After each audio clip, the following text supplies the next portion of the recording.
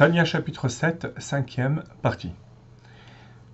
Une fois que nous avons expliqué les notions de Yehuda Ilaha et Yehuda Tata, c'est-à-dire l'unité absolue de Dieu, que En Od, il n'y a rien d'autre qu'Akadosh Baruch Hu, et que tout le monde que nous voyons dans l'absolu est complètement annulé à Akadosh Baruch Hu, on peut véritablement dire En Od, qu'il n'y a rien d'autre. Et avec ça, on va comprendre une autre notion. C'est le caractère immuable d'Akadosh Baruch Hu. C'est un verset dans Malachi qui est difficile à comprendre pour quelqu'un qui n'est pas passé par la démonstration d'Admor HaZaken dans ses 6 chapitres et demi. Avec ce qu'on a expliqué, le verset sera compris de manière claire. Page 312 dans l'édition bilingue. Avec ce qui a été expliqué, on va comprendre. Je suis Dieu et je ne change pas.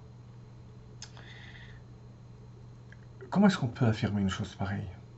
Avant la création, il n'y avait que Dieu. Après la création, il y a un monde qui certes est complètement annulé à la volonté de Dieu, mais qui existe. D'après l'enseignement du Baal Shem Tov, de la Chassidut et du développement d'Admor HaZaken, on comprend très bien. Puisque le monde est complètement battel, complètement annulé à sa source, comme le rayon du soleil dans le soleil, il n'y a pas de différence avant la création, après la création. Le fait que nous, on voit un monde qui a priori constitue un changement, c'est notre vision des choses, parce qu'Akadosh Baruch Hu, par le Shem Adné, voile la présence de l'essence de Dieu. Pirouche,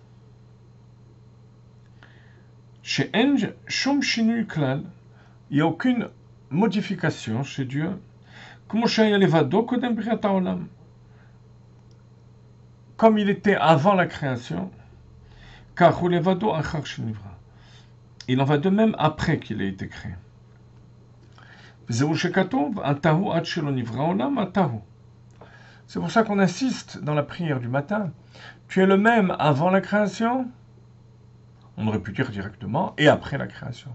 Pourquoi on répète? Et tu es le même. Pour dire que c'est exactement la même chose. Et comment peut-on l'affirmer? Parce que En Od, il n'y a rien d'autre que Dieu.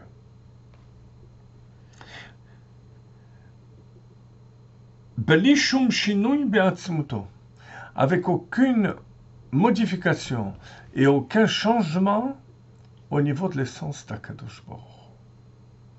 Donc, vous voyez que le sens du Shema Israël, Shema Israël Hashem Elokeinu Hashem Echad, c'est bien ça. Que les 7 cieux, la terre, ce monde, les 4 directions, tout ça est complètement annulé à Akadosh Baruch Hu. Alors, lorsqu'on réalise, et c'est le travail de toute une vie, qu'il n'y a rien d'autre, mais on peut affirmer que Dieu n'a pas changé.